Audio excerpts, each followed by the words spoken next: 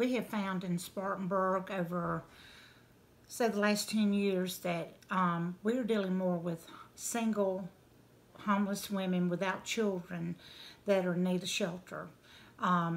It has become an epidemic almost in Spartanburg, where a lot of the ladies are having to live on the streets or having to find places to seek shelter that are not safe havens for them, where they are abused physically, sexually. We have a lot of ladies that come in here that are broken, that call day after day after day. And it's very hard for me, being the one that decides who comes in, when I have so many calls every day. In the morning, I get calls starting as soon as I get here. And our beds stay full because we've got 20 beds for single females without children. And it's kind of like a pick and choose. And if they have a lot of mental illness and they're not on their medicine, I can't take them in because we have children in the building and I have to think about the welfare of the children. So it becomes very hard as a woman for me to tell another lady that I can't help you. And a lot of times I get the response, well, what am I supposed to do? And that's very hard for me when I just look at them and say, well, I don't have an answer, unless it's to go to another county. And we're having the same problem in Greenville and Cherokee County in our facilities.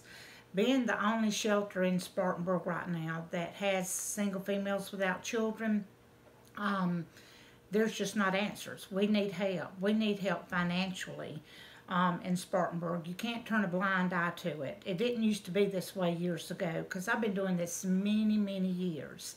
And it's a problem. It's a big problem. People say they don't see homeless women. They're everywhere. We lost a lady that was here about a year ago. She died at Barnett Park. And she had some mental illness.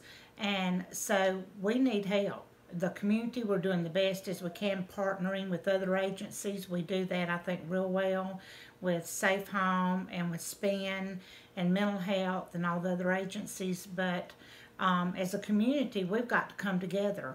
And there has to be something that can be done, especially for the mentally ill in Spartanburg County. They don't have any income. A lot of them, their families are just burnt out and don't know what else to do, and they end up on the street.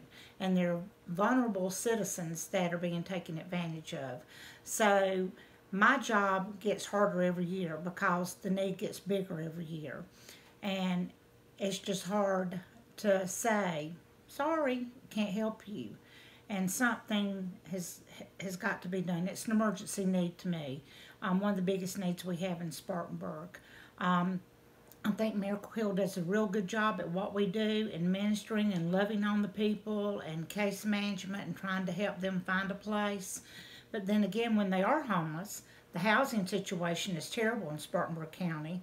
And you know, if they don't have a voucher, a Section 8 voucher, or if they've been in housing before and owed money, that's another bag of problems that we have to deal with to get them into housing. And sometimes the waiting time is for months and months and months. So if their time is up in a shelter, a lot of them have to go back on the street. But there's so many needs for so many people, we just can't meet all those needs.